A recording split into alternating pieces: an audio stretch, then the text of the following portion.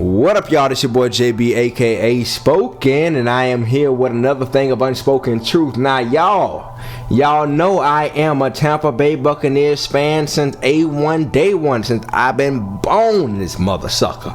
Now, I am a Tampa Bay boy, a Bradenton, Florida boy. That's all Tampa Bay, St. Pete, all that other stuff. They can kind of include Polk County, Tampa, St. Pete, all the other stuff. Whatever. All I'm saying is, look, I'm Tampa Bay and this mother sucker. Now, I've been a fan since the Trent Dilfer days. All right. The Trent Dilfer, Eric Zaya, Sean King. Man, we can go on with the list, bro. Jeff Garcia. I remember the black quarterback. I forgot what his name was. He was the black quarterback when Morrison was our quarterback, or Morris. But check this out, man. We're going to touch on the Tampa Bay Buccaneers playing the San Francisco 49er's today. I got some things to say, man. As you heard me earlier, I did a video about the Tampa Bay Buccaneers, and I was talking about Jameis Winston, and I was saying how y'all gonna have to get off our quarterback. And I was only saying those things because I felt like everybody was getting on our quarterback because of his incidents from the college days and, maybe the little Uber stuff. But I felt like his Heisman, I feel like anytime when a black man win a Heisman trophy, I feel like that shit gonna follow him, and he gotta walk a straight, narrow path. So, let me tell you what happened today. So, I watched the game today, man.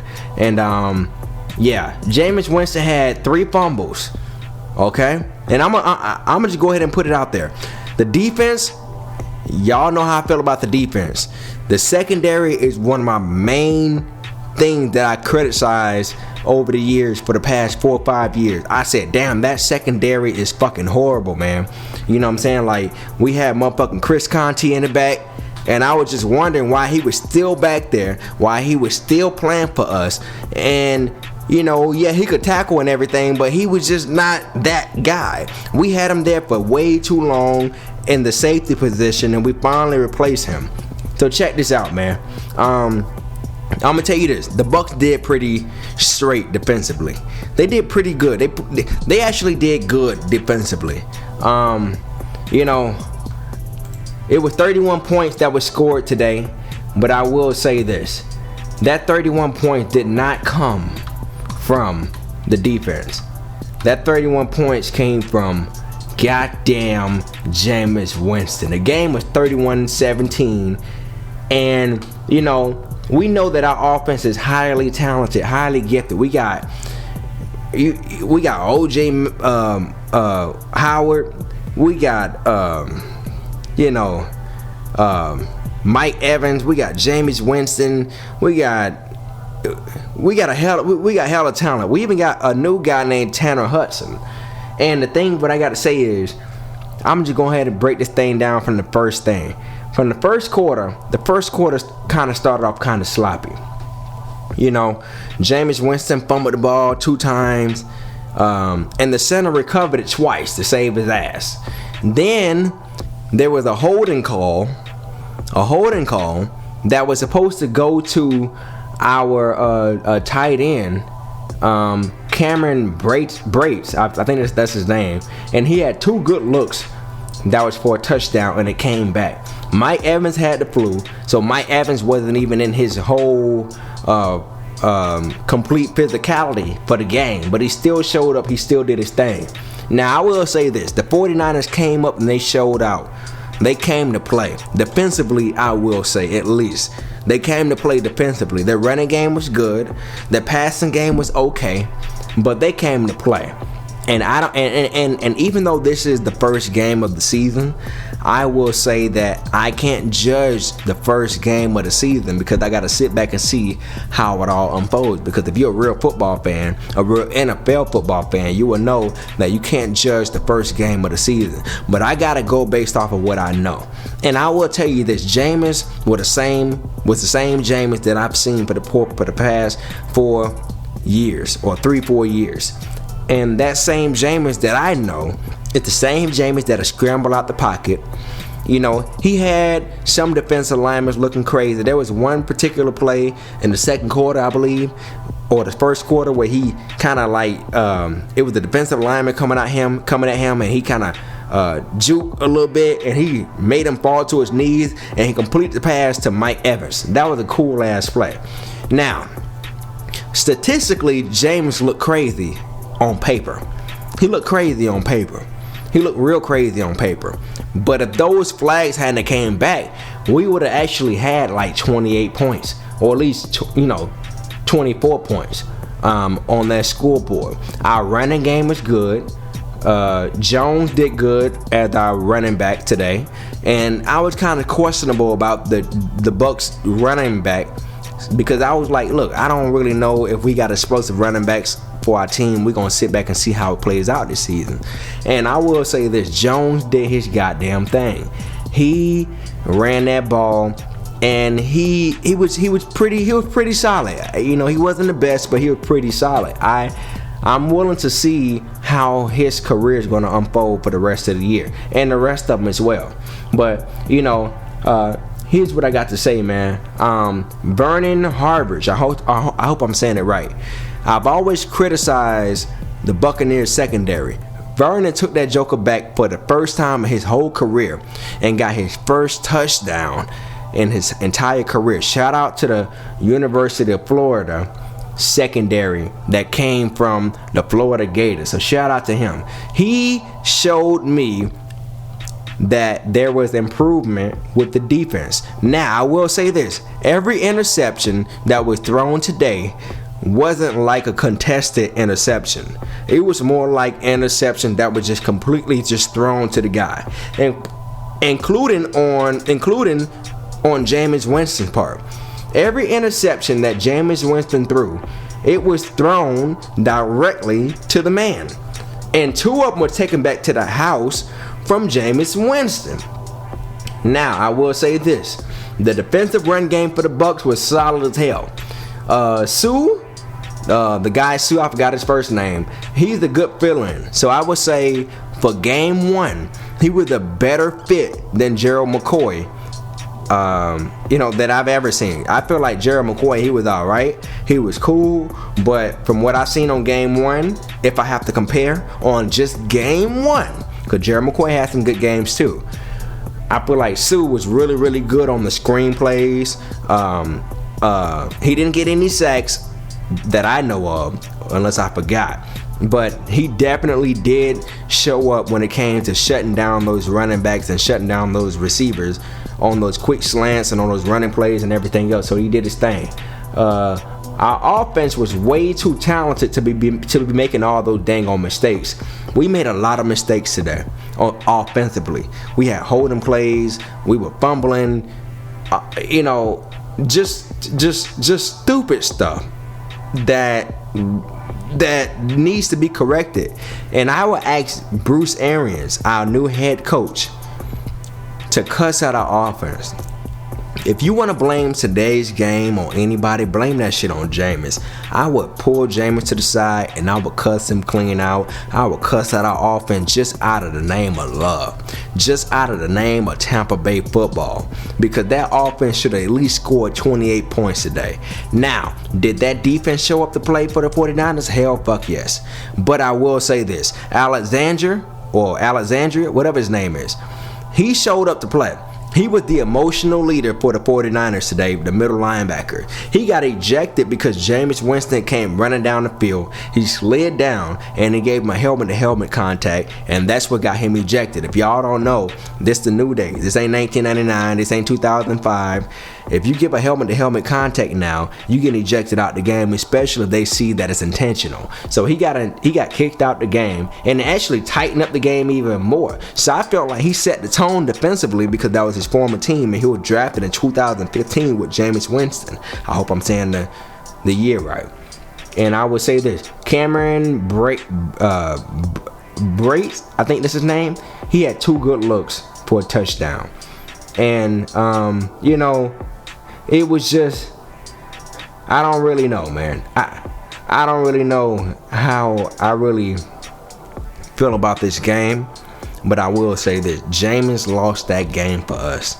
He lost that game for us, and Jameis, the reason why I got on this podcast, the reason why I got on Unspoken Truth, on a sports level for Tampa Bay is because I wanted y'all to listen to my concerns as a Tampa Bay fan, ride or die, because I was a Tampa Bay fan before y'all was. This junk gotta tighten up. For an offense that was labeled as with the number 10 ranking, that was fucking horrible. That was fucking horrible. There is no reason why you guys should have had 17 points against the San Francisco 49ers, because you would have had way more if it wasn't for the mistake. This is why I feel like the head coach should have called y'all out today and said, you know what, there's improvement and I'm not taking that shit. Shout out to Byron Leftwich, because I didn't know he was our new offensive coordinator, but I do have something else to say as far as everything else. Tampa Bay had an offensive coordinator last year, and before my computer fucking died, I had an offensive coordinator that was a piece of ours, and I don't know what his name is. I'll go back and find out what his name is later on, but I don't understand how he's not our offensive coordinator now. I feel like the 2018 offensive coordinator for the Tampa Bay Buccaneers was a great offensive coordinator, and I don't understand why he's there. But Byron Leftwich, he followed Bruce Arians, and he did his thing. But like I say, it all fell on Jameis. And what really disappointed me the most was within the first drive, we fucked around and we had a block punt, which put us in the goal line for them to score. Now, you can't tell me that the 49ers were very deserving of winning that game if it wasn't for the mistakes. If it wasn't for the mistakes, I feel like the Bucs would have had that. I feel like defensively we showed up. I feel like defensively we're faster. We're smarter. We still got a lot of work to work on, to improve on. But there are things that we need to just analyze as a group. Now, because this is game one, I don't know how sorry the 49ers is. So we about to find out on week 3, week 4, week 5. So right now on game one, I would definitely say this was Jameis Winston's fault. If you want a max contract, bruh, you better step your goddamn game up, because the Tampa Bay fans are not happy at all.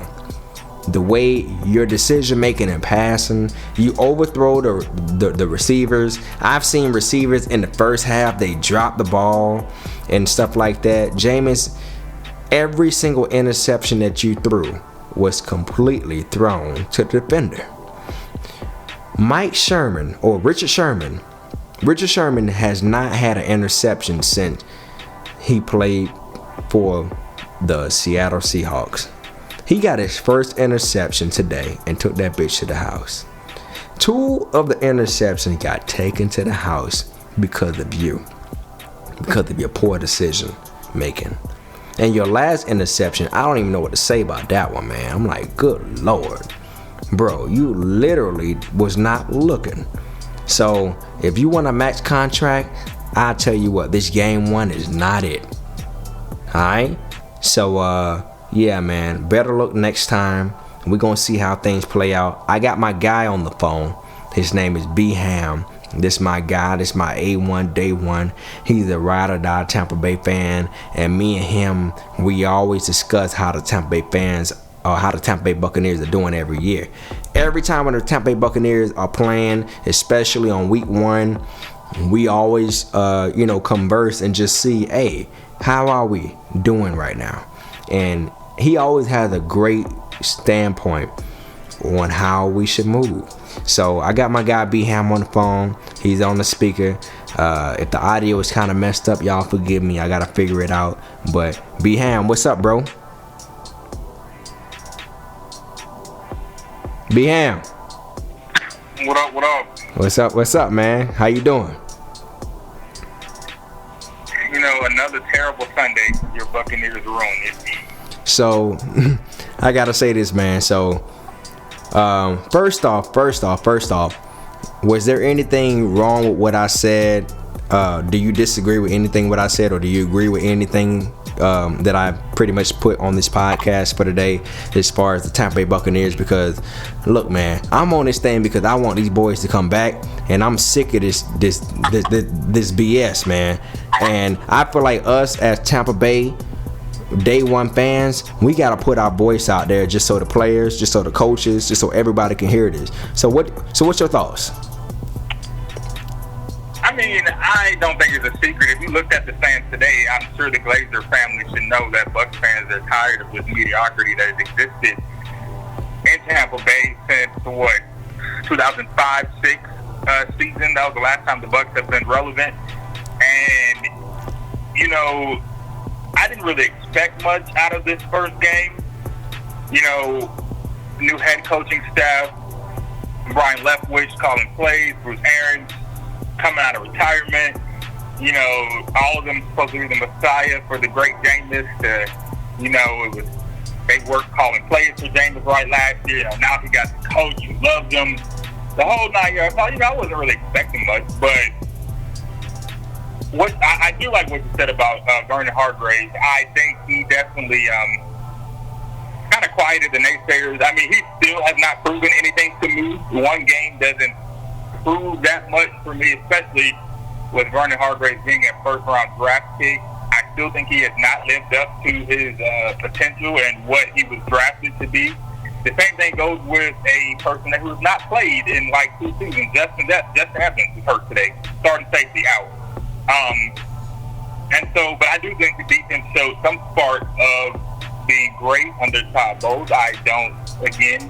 This one game does nothing for me because, as we see, the Bucs will be the Bucs. And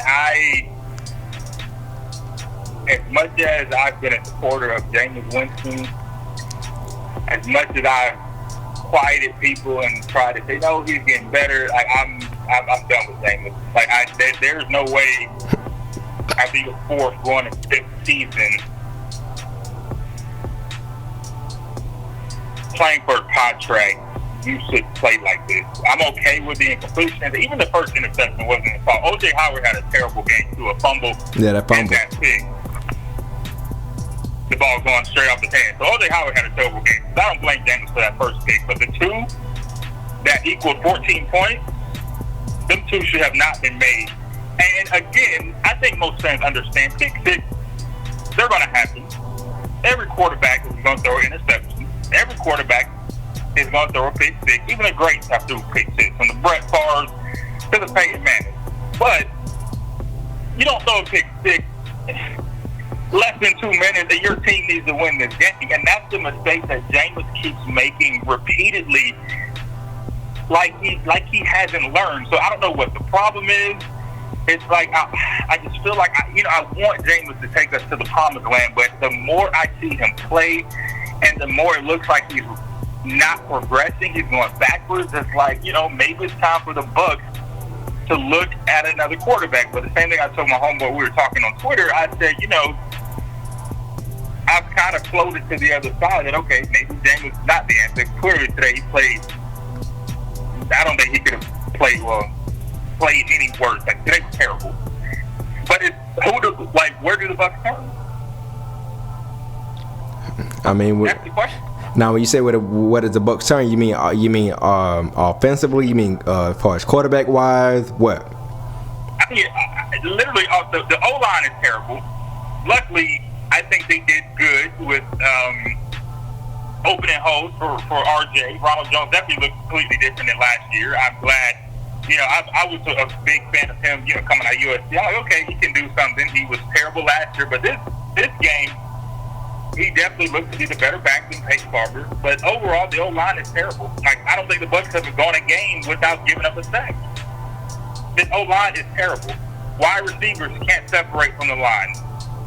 And that's, as much as we hated me, Sean, as his nickname, Deshaun Jackson, he could spread the field so Mike Evans could go down and grab those balls. But like today, when you have Richard Sherman mainly playing on Mike Evans, taking him out, who else is going to come up for the Bucs? Adam Humphries used to be that slot player. He's gone to Tennessee. Prashad Perriman is in there now. You have other, wide receivers So the Bucs are hoping to sign, and his name is about to slip my head right now. Chris Godwin, and they're hoping he becomes this breakout player. But it's like he did decent though. He did decent today. Yeah, but if you looked at the game, the Bucs wide receivers were not getting into separation. This is honestly a 49ers defense that was really not that good. I mean, this is their first game playing as a whole. They added, the D Ford, the Nick Bosa, to the, Richard Sherman, he's back. But the Bucs had their chances. And again, like you said, this loss goes strictly on Jameis Winston. I'm sorry. Like, other games, I would say, no, it wasn't his fault. But this game falls flat on Jameis Winston. And, back even when they went for it on fourth down, I didn't mind that. You got to show your team you're willing to go and try to get points and get 7 instead of 3. But again, Jameis was late on the throw. So I don't know what it is. The Bucs offense looks terrible. They were better last year. It sure was. And they was better the year before that. So I don't know if it's the protection. I mean, which I think is a mix of both. Not putting it all on Jameis. The O-line can help him. Like, him getting sacked 2, 3, 4 times in a game and then being pressured almost every throw. That's not good. No quarterback can survive like that. But at the same time, it's one thing if Jameis is getting sacked like 20 times. But those interceptions he made today were just stupid. Besides the first one. The last 2, it's like, no, yeah, you had no reason to make those throws.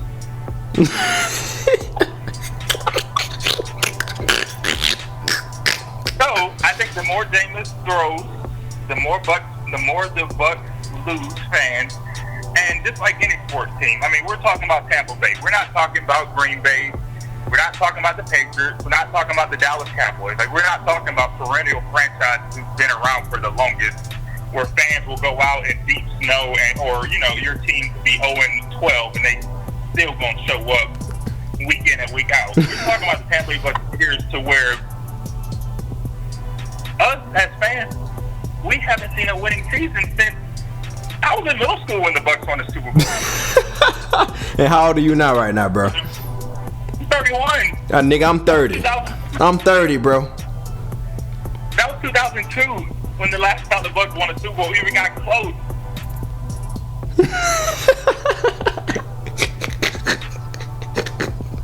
So this is 2019. We're talking about 15 plus years of fans sticking around for a Bucs franchise that has not shown any want of trying to win. And it's not just a lose. I mean, as fans, I think we can accept losing. It's just how they lose. Yep. Losing typical Bucs fashion. They beat each other. Those penalties, 2 touchdowns called back because why is DeMar Dotson still on the team? He gets holding penalties every game. Like, it's stupid stuff.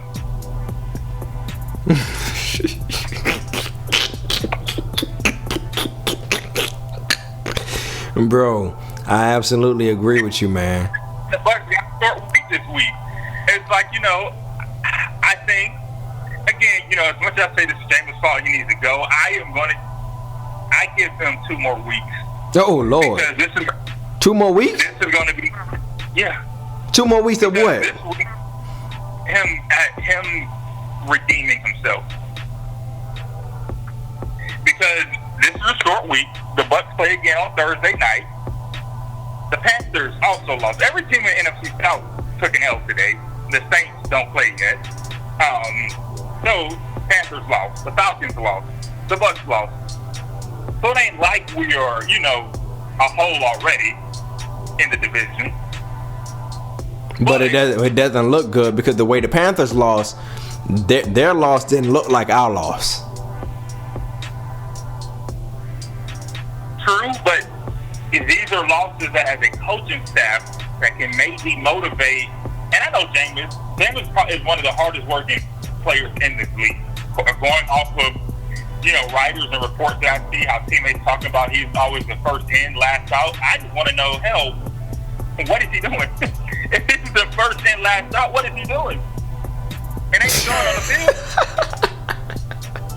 All right, so check this out. Did the 49ers defense just get better, or did the Tampa Bay Buccaneers just shoot themselves in the foot? No, just like Bruce Arians, I watched part of the press conference after the game. Just like Bruce Arians said, I mean, they killed themselves, which is true. That first half, both teams killed themselves. That first half was ugly. And when you go in the second half, the Bucs killed themselves. I mean, you had a missed fourth down. You had more turnovers. You had Jameis throwing 2 pick sixes. You know, and then, you know, that O.J. Howard fumble. It's just like, you know, when they got momentum, like that fourth down, Ronald Jones was running up the gut, you know, getting double-digit yards every run, and like they shot themselves in the foot. And as much as Bucs fans want to rely on the defense, you know, and I think that's how we're spoiled as Bucs fans. You know, in the great days of the defense. Defensively, we're spoiled. Yeah, and I mean, with John Lynch, you know, being on the sideline for the 49ers as GM, you know, John Lynch brings back those glory days for the Bucs. So we're used to the offense not having to put up with like 14, 21, if that. But you knew the defense was going to take it away, and it was going to be good. But the Bucs don't have that, and so today, if you take away 14 off that 31, they did good. I mean, any team should be able to win in that aspect. It's just you can't have a quarterback throwing the game away.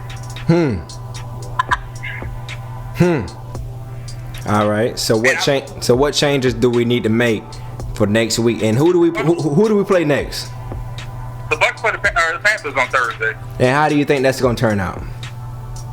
I mean, I hate to say it, but the Bucs should very well be starting the season 0-2. I mean, being realistic, that Bucs team out there today in Tampa, they didn't look like they was ready for the Panthers.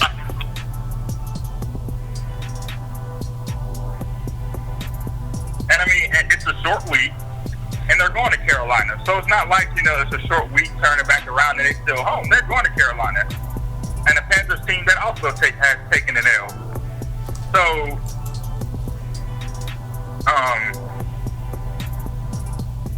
I see the Bucs starting 0-2 and more fire under Jameis Winston. And nobody else. Well, I mean, the thing is with the Bucs, when they lose, and you've seen these games, when the Bucs lose, they lose in this dramatic fashion of to where you could almost single-handedly pinpoint one person who's lost the game for them. Which, unfortunately, in recent, you know, going back to last season, that's when Jameis Winston. Or you could say, you know, the play calling was terrible. This game, I mean, I can't really say the play calling was bad. It wasn't. It was actually pretty cool play calling. It's only the first game. Now, on that fourth down, I do think Byron Leftwich should have called a run. You were running good. Don't pass it on 4th and 2.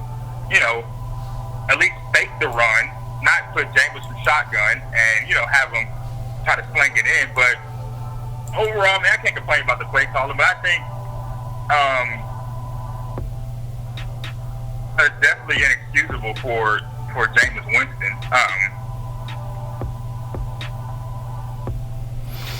Well, hey, man. There we have it, man. There we have it. I don't know where the Bucs go from here. I mean, you can't really make changes in 3 days. Drastic changes. Today's Sunday. You figure they have tomorrow off practice, Tuesday, Wednesday fly out. I mean, game Thursday. It's like, I mean, you can't make changes that fast. And again, they're professionals. If Jameis wants to know he bombed this game, you don't have to tell him he sucked.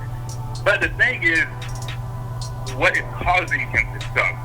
And his decision making. Again, I think because we are been Bucs fans forever, and I mean, we are also Florida State fans. And again, I mean, we all know pros to college is completely different, but Jameis Winston in college looks like the Hall of Fame quarterback. He won the Heisman. He took Florida State to a national championship. And now, it's like this man wouldn't even be drafted in the 3rd round. Man, I ain't gonna lie, bro. He out there looking like John Kitna.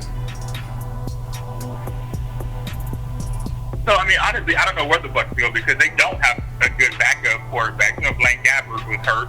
I mean, hell, maybe the Bucs should dial up Colin Kaepernick. I don't know. Hey, man, we might have to call Kaepernick, bro, cause I'm telling you, he looking like John Kitna out there. Except for his scrambling abilities. That's it. His scrambling abilities are just, I would give it a B+, A-. You know, especially in the second quarter or the first quarter where he was about to get sacked and he ended up hitting that juke and the old boy fell on his knees and he completed the Mike Evans. That was an amazing play. But then it just went from downhill after that. And I honestly feel like if those guys, if those plays hadn't gotten called back for that holding play, Jameis would have been looking better today. No, I mean, yeah, it is a high say. I mean, you know, if them holding penalties wouldn't have counted or mattered, then that touchdown would have counted Cameron Brate. Of course, you know, then James that fumble wouldn't have happened, and then, you know, the Bucs wouldn't have been playing from behind. So, I mean, I'm sure, but the thing is, when you need a great quarterback, that kind of stuff happens. I mean, a great quarterback lead comeback. So who do you feel like was the best quarterback out of all Bucs history? Lord, you nigga, that's a hard ass question. Nigga, that is a hard question. Now I'm gonna just give it to Brad Johnson just because Brad Johnson, Doug Williams. I mean, Brad Johnson won us the Super Bowl, but his numbers weren't spectacular. I mean, if you want to talk about numbers, Trent Dilfer numbers may have been good, but Trent Dilfer was another James Winston. Bucs were doing good. Trent Dilfer would step out of bounds and throw interceptions.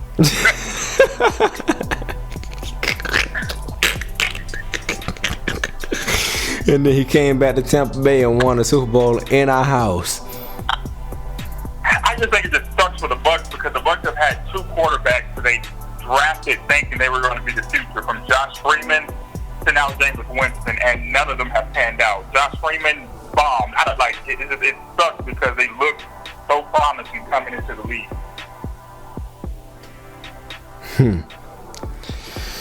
Well, we about to see, man. I don't know where the Bucs go from here. Well, we about to see. Well, we play the Carolina Panthers on Thursday. We'll see how. One thing I will say is that the Tampa Bay Buccaneers defensive linemen, they will show up. They will show up. How do you feel about our new addition, Sue? I mean, I'm still not happy that the Bucs drafted B2B because I feel like Derwin James would have been a much better addition to this defense. Now, B2B, I mean, he played okay today, but again, like I said, I think we're all spoiled by the great Tampa Bay defenses of, if you're that high of a draft pick, I need you to be there when it counts, when it matters. Oh, yeah. Like, you know, back in old Bucs days, we could depend on a staff or, you know, Brooks or Barber to come up with a play. In the fourth quarter, you know, somebody was going to make a play. But it's like, and I guess, again, Bucs fans, we're wanting everybody to be a Warren Sapp or a, you know, Booger McFarland, but it's like, or Simeon Rice on the end. And it just sucks too, you know, JPP is out as well for the Bucs. So it's like, you know, all these promising additions, and JPP had a good season last year. He gets hurt in the off-season accident. Now, I mean, and I do like Sue. The Ndamukong Suh played good today. I think he came up with some big plays. Yeah, he did. I mean, they'll have their test against Cam Newton this week, so we'll see. Okay. Well, all right, Tampa Bay fans, you heard it. That's my guy, B. Ham. We'll be on this thing. He may not be on this thing every single week, but I will, most definitely, and and most likely he'll be on this thing for the majority of the time.